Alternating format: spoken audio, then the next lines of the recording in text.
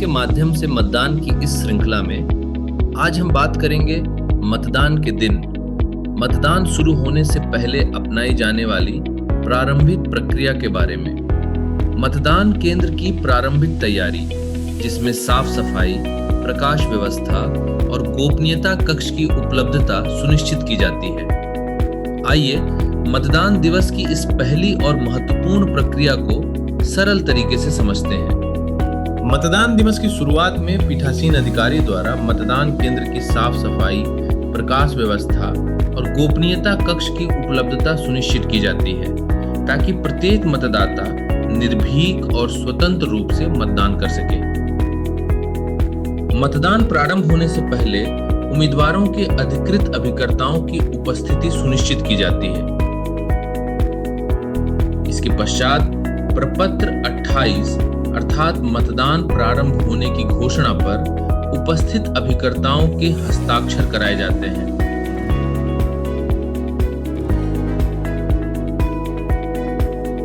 अब पीठासीन अधिकारी सभी अभिकर्ताओं को स्पष्ट रूप से दिखाते हैं कि मत पेटी पूरी तरह खाली है और उसमें पहले से कोई भी मत नहीं डाला गया है।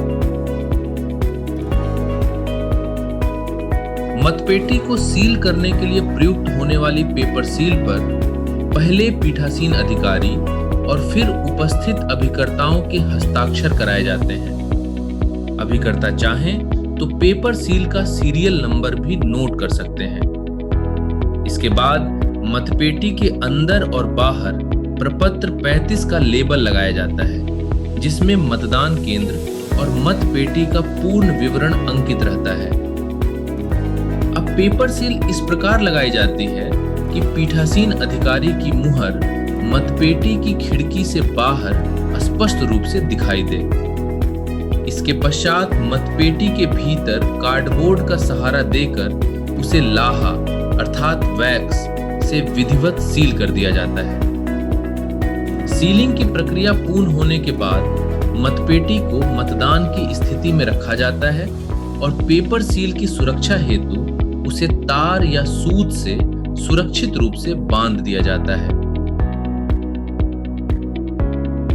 मतदान से पहले मतदाता की उंगली पर अमिट स्याही लगाई जाती है, जिससे दोबारा मतदान की कोई संभावना नहीं रहती। इसके बाद मतदाता गोपनीयता कक्ष में जाकर अपनी पसंद के उम्मीदवार के नाम के सामने निर्धारित निशान लगाता है।